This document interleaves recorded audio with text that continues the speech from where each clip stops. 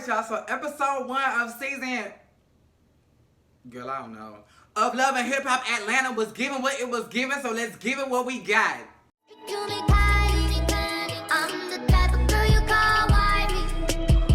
What does the cat do?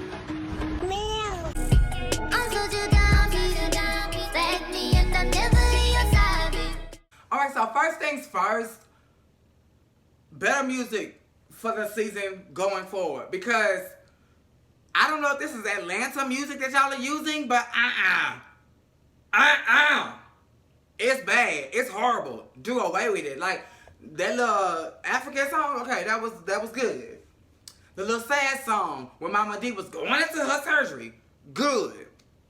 Everything else, burn it, bitch. So the episode opens up with Jock doing a narration, and I'm starting to notice that all of the Love and Hip Hop franchises are having one main person kind of narrate the season and what we're gonna be like looking forward to in the first like 3 minutes. Now what I didn't like is that the one narrative paragraph that he was reading from was taking place both in the studio and in the confessional. So baby, was he saying it down to the radio show or was he saying it down to the goddamn confessional? Which is it gonna be? But the first scene was Eva's birthday party. Mama is 10 years.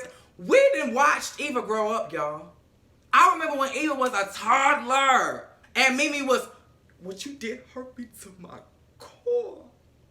My core. And where's your friend, Arian? Where is she? I miss her. Scrap and Mama D. So Scrap, Bam, the cute little baby boy, they are enjoying breakfast, getting ready to start their day, and dang-a-ling-a-lang, they get a ring at the door. It's Mama D with a leg cast, a walker. I'm like, what the fuck happened to Mama D? Apparently Mama D, what happened? Girl, if I can put it all together, I think her kidney stones ruptured the bladder, and Mama going into her 4th surgery behind drinking. So it's safe to say, no more drinking for Mama D, and Scrappy is making sure that that happens, because what did he do? He pulled out his own personal breathalyzer. I think he did that for his own personal preferences, so he can already know what his alcohol level is before the police even walk up to the door, because he ain't trying to have no surprises in 2020. So he gonna use his own thing on Mama D. Mama D said, toot, toot, toot, toot, toot, toot. And Mama was clean as a whistle. Now grant you, if y'all fixing breakfast, can't be past 11 a.m. So, I mean, but if she an alcoholic, she would have had a mimosa. So you doing good. You doing good, Mama D. Sierra. So we see Sierra and her daughter, or one of her kids, show up to the skating rink, and I guess it's to celebrate the anniversary of Shooter's son death. Remember, Rock had got shot down to gun violence, and they did the whole, like, no gun violence rally down to the picnic, where they was picking up little trash here and there or whatever. So they were celebrating that. But Sierra got her own issues or whatever, simply because sometime in between the meantime, Sierra and the new baby mama that is Shooter's baby mama, we don't know, I don't know if it's Kimono Lisi or whatever her name is. Whoever the baby mama is, she tried to fight Sierra. And when the shit went awry, the lady tried to say, oh, she fought me and I'm pregnant. I'm like, I've been assaulted. And so Sierra is facing up to 12 months in jail.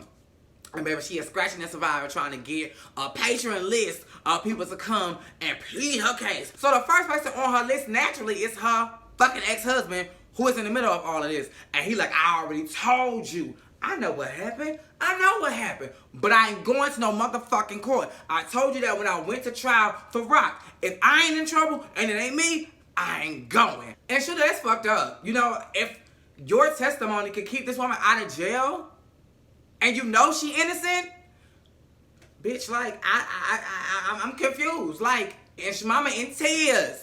And since y'all seen her down to the skating rink, girl, she was slipping and sliding on the ice, girl. They go, I'm going to jail, I'm going to jail. Jock and Kendra, so they go dog shopping. Why? I don't know, because if your career picking up as a lawyer, your career picking up as a, girl, what do you do, Jock?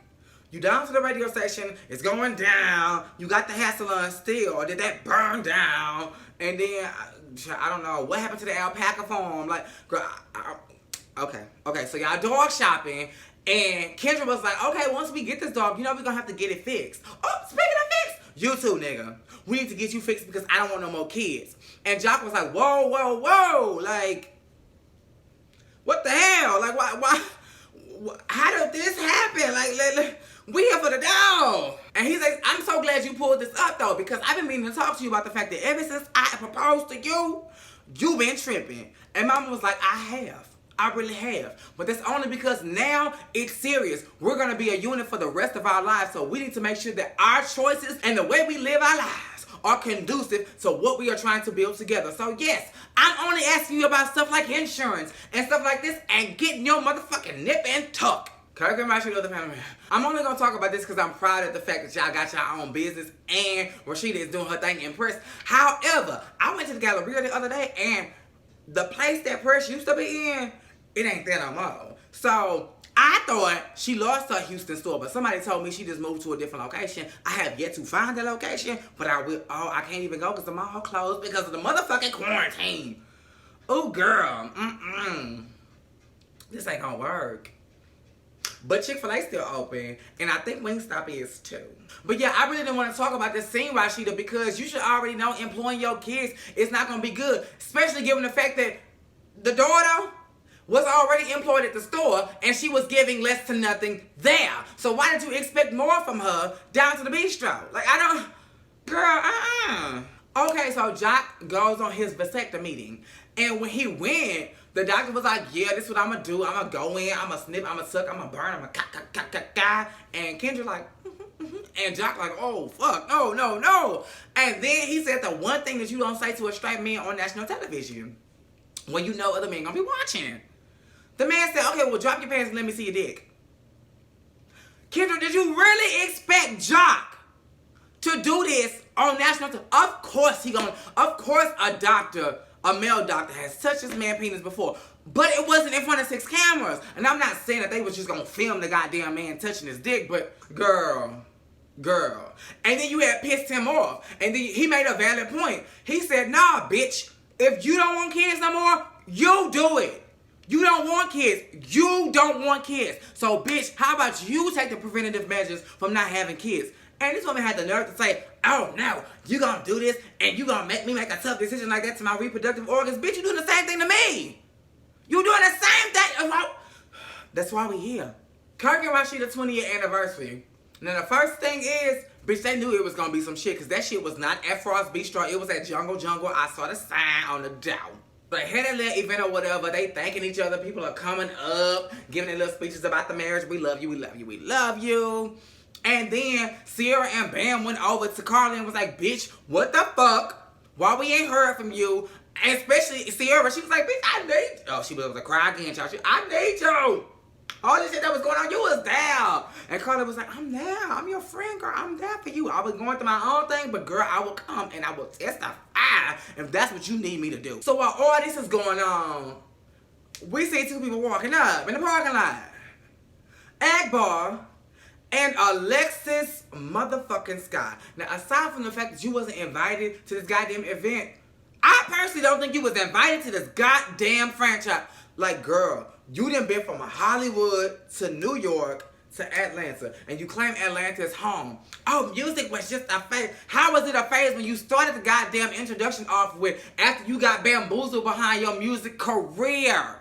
But now it's just a phase, and your only focus is your daughter. The same daughter that you left in New York. Baby, let us not forget that grandma was raising that little girl, and you was talking about getting her Medicaid. I don't know how Medicaid works, but I can assume that if you get Medicaid in one state, you just can't start hopping from state to state to state thinking they just gonna pick up the Medicaid. It don't work that way. At least I don't think so. But let's just move past that and just stay on task, shall we? Because you gave us enough fuckery in the scene. You come in uninvited.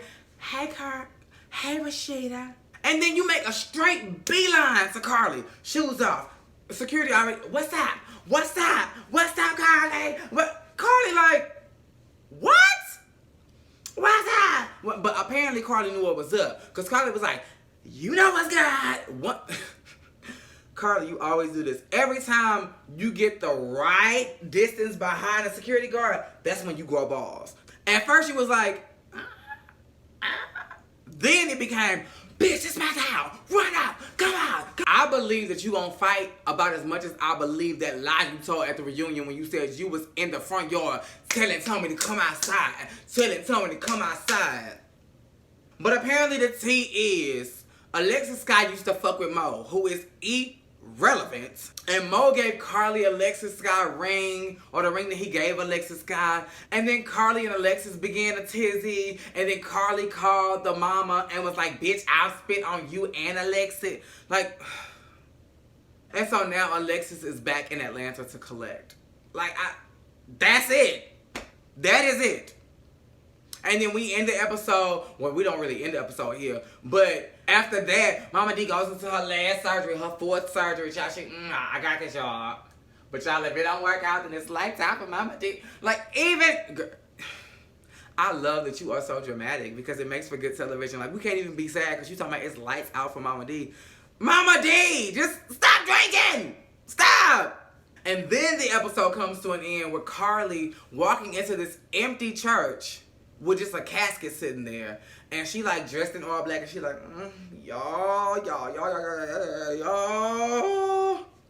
I've been beat down to my knees. What I've been through? What I've been through will kill anybody. But I've been surviving and I just don't know if I can take it anymore. Like, it's just been beating me down. And it's one thing. Like, I hate when people do that. Just tell us what the fuck it is. For 20 fucking minutes, this one thing, y'all. It just happened. And I can't believe this happened. Oh, it happened. Like, I'm like, what is it? And that's how the episode ends. You got her friends coming up. They're like, Carly, why did you bring us here? Carly, why did you bring us here? And then the screen goes black. Oh, my God. Oh, my God. And then this season on Love and Hip Hop, I'm like, oh, girl. But I'm here for it. I'll be here next week, girl, because child, we quarantine now, so I'm off for 2 weeks. So I will be here, and you will probably be getting videos on time this week. But yeah, y'all, that's what this episode was giving. It gave what it gave, so I gave it what I had. Make sure you are liking, commenting, subscribing, and that your notifications are on. Same place, same time.